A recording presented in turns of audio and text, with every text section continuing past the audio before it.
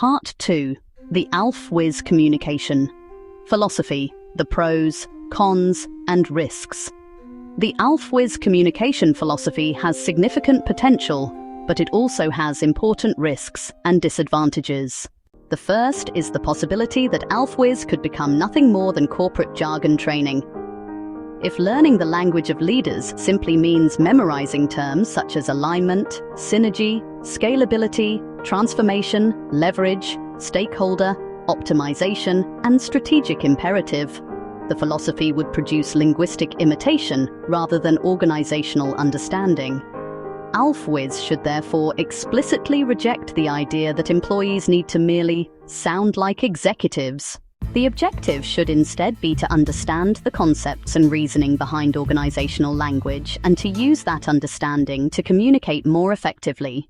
A second concern is that ALFWIS could unintentionally reinforce organizational hierarchy. If employees are told that they must learn the language of leaders, they could interpret that message as meaning that the language used by leaders is inherently superior to the language used by employees. That would undermine one of the potential strengths of the philosophy. Employees possess forms of knowledge that leaders may not have, particularly knowledge of customers, processes, systems, and daily operational realities. ALFWIS should therefore be based on translation rather than submission. Employees should learn the language of leadership without abandoning the language of their own expertise. A third concern is that learning the language of leaders could unintentionally suppress dissent. If employees believe that advancement depends upon speaking leadership's language, they may learn to present information in ways that reinforce what leaders already believe. This could create a dangerous pattern in which language conformity reduces disagreement. Disagreement reduction reduces reality testing, and reduced reality testing ultimately contributes to poorer organizational decisions. For this reason, ALFWIS should contain a fundamental principle. Fluency in leadership language should increase an employee's ability to challenge leadership, rather than simply agree with it.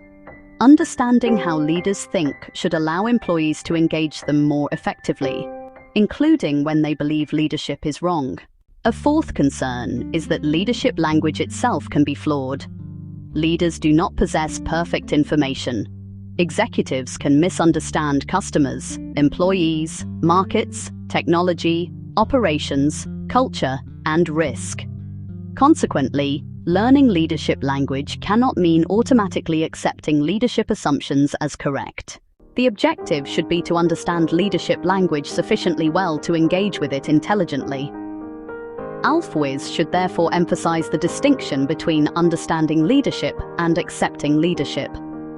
An employee should be able to understand why a leader has reached a particular conclusion while still possessing the intellectual independence to question that conclusion. A final concern involves equality of opportunity. If organizations begin rewarding employees who demonstrate fluency in executive language, people who have had greater exposure to senior leaders, corporate environments, or particular educational experiences could gain an advantage over equally capable individuals who have not had those opportunities.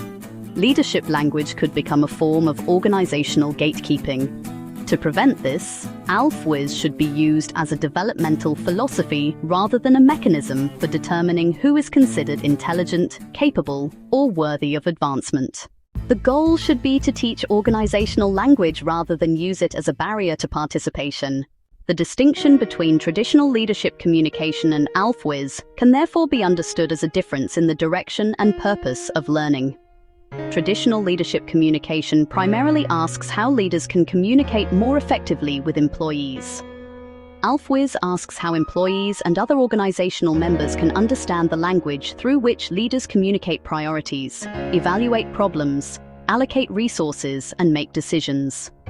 Traditional leadership communication emphasizes the effectiveness of the leader's message, while ALFWIS emphasizes the organizational member's ability to interpret, translate, and respond to that message.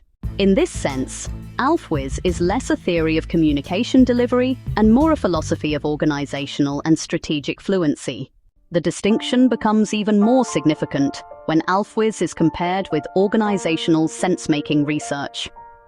Sensemaking research examines how people construct meaning within organizations and how language, concepts, narratives, and frames influence their understanding of organizational events. ALFWIS builds upon this broader intellectual tradition but proposes a more specific question. Can organizational members intentionally develop fluency in the particular language through which organizational leaders construct, communicate, evaluate, and act upon organizational meaning? This makes ALFWIS potentially distinct as a practical organizational development philosophy.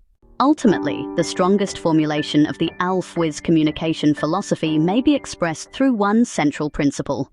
Learning the language of the leaders does not mean surrendering one's own voice. It means acquiring the ability to translate one's knowledge, ideas, concerns, and contributions into the language of organizational strategy and decision-making. The philosophy is therefore not about teaching employees to imitate executives. It is about helping employees understand the executive frame, translate their expertise into that frame, and then use that understanding to participate more effectively in organizational decisions. The most important distinction may therefore be summarized simply. ALFWIS is not about learning how to talk like a leader. It is about learning how leaders think, communicate, prioritize, and make decisions so that organizational members can communicate their own knowledge more effectively.